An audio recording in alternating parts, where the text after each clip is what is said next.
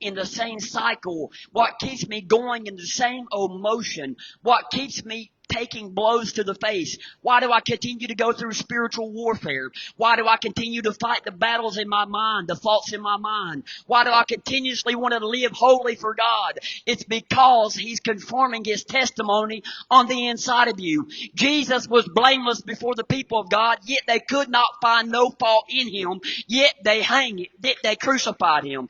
They could not find fault in Him, yet they put stripes on His back and a crown of thorns upon His head. Why did they do that? He prayed and said, Father, forgive them, for they don't know what they do. But all because He healed a man on the Sabbath. He healed a man on the Sabbath. Oh God, help me, Jesus. He healed a man on the Sabbath so that you would be restored. Even though it would lead to his death, it would always also lead to his resurrection. Now this is important because I'm going to show you here. In 18 it says, for to those who are perishing, the preaching of the cross is foolishness. But to us who are being saved, it is the power of God. The cross is foolishness to those that are walking in carnality. The cross is foolishness to those who are perishing. Who are those perishing? The ones that have not accepted Him as Lord. The ones who have not been born again.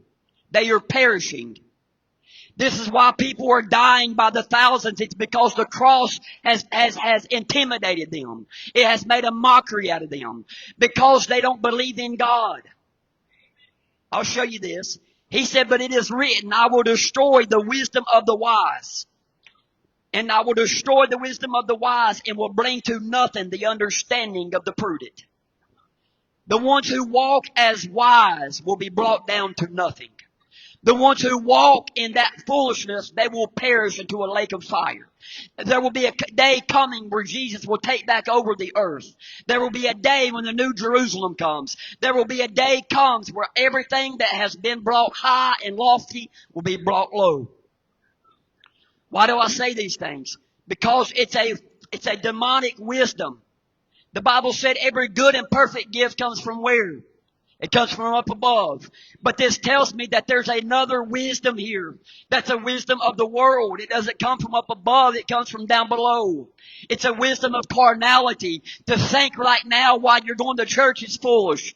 To think right now what you believe in is foolish. To think that Jesus is foolish. It's blasphemy. He said, where is the wise? And where is the scribe? Where is the wise? And where is the scribe? I say that to you because you know what somebody that's wise is. They usually set like they're the ones that want to be heard, want to be seen. They're the wise one. The most elegant words. They have the nature of being better than everybody. Then you have the scribe. Who is a scribe? There's somebody who records something, right? They record information. But he said, where is the wise and where is the scribe? He said, where is the debater of this age? Has God not made the wisdom of this world foolish? Have you not understood that by now everything that we see around here is foolish? This is what happens when we continue to stay in those cycles and systems, is it will keep you in a place of walking in foolishness. I say that because he said, I'm gonna skip this in just a minute. He said, as Pastor Greg talked about this in discipleship, but it says, for the Jews require a sign and the Greeks seek after wisdom. But we preach Christ crucified among stumbling blocks to the Jews, foolishness to the Greeks. But to those who are called, both Jews and Greeks, we preach Christ as the power of God and the wisdom of God. The preaching of the cross is not foolishness. It's not only the power of God, but it's the wisdom of God. And every one of you have been born again. You have received the full measure of God. You have received the wisdom of God. You have received the power of God. I'm going to skip to 1 Corinthians chapter 2. Verse 10. And I'm almost done.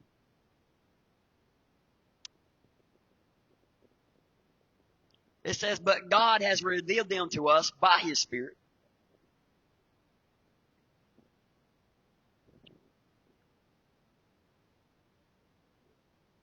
What's so funny?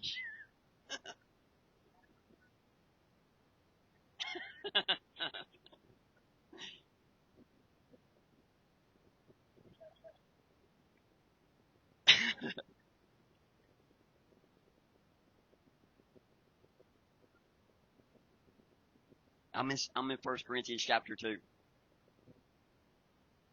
You're good, buddy.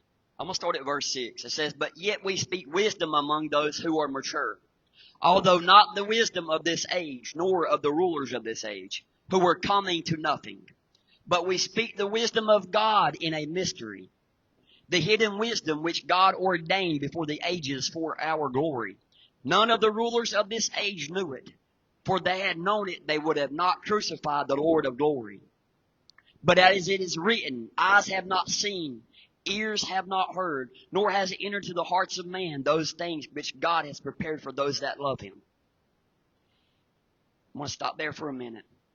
When we understand, it's telling us there that plainly, He said, we speak a wisdom. He said, but it's only for those who are mature. There, Paul talks about a preaching and teaching the word through milk and through meat. And if we don't understand how to get through the milk, we will never get to the meat. If we don't ever grow teeth and become mature, we will never eat the food that's solid.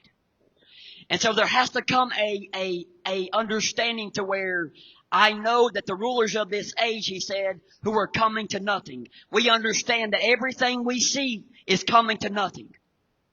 Everything you look upon is coming to nothing. The house, the yard, the cars, the career, the 401k, the bank account, the economic status, everything we see will come to nothing.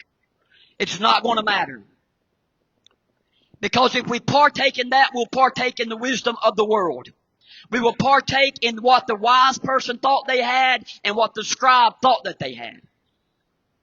When we have been enlightened with Christ, we have been partakers with Christ. He said, but we speak the wisdom of God, and it's in a mystery. This is the hidden wisdom that God ordained before the ages of our glory. Satan did not catch God off surprise when He came in that garden. God is all-knowing and He's omnipotent. He is the ancient, He's the beginning and He's the end. Don't think for a second that the serpent beguiled God, because it didn't. It might have got Eve, but it did not get God. Jesus said He prayed to His Father and He said, Lord, I want to be back in this glory that we first had before the foundation of the world. There was a glory that came not only for Jesus, but that was designed for us. The psalmist said it. He said, before my body was formed, you knew me in the secret place. I say this because we got to understand God ordained before the ages for our glory. For our glory. God has ordained you. The Bible says, he who began a good work is faithful and just to complete it. But tonight, as I come to a close, I want you to understand that if we partake in the continuous things of the world, we will continually diminish the wisdom of God, and we will continuously grow with the wisdom of the world. We will continuously grow and increase in the things that God did not ordain for us. That is not the glory that God, Jeremiah said, they had exchanged their glory for the things that did not profit them. And if we're not careful, we will do the same thing. We will exchange our glory to stay in systems, to stay with status quo, and to continue to stay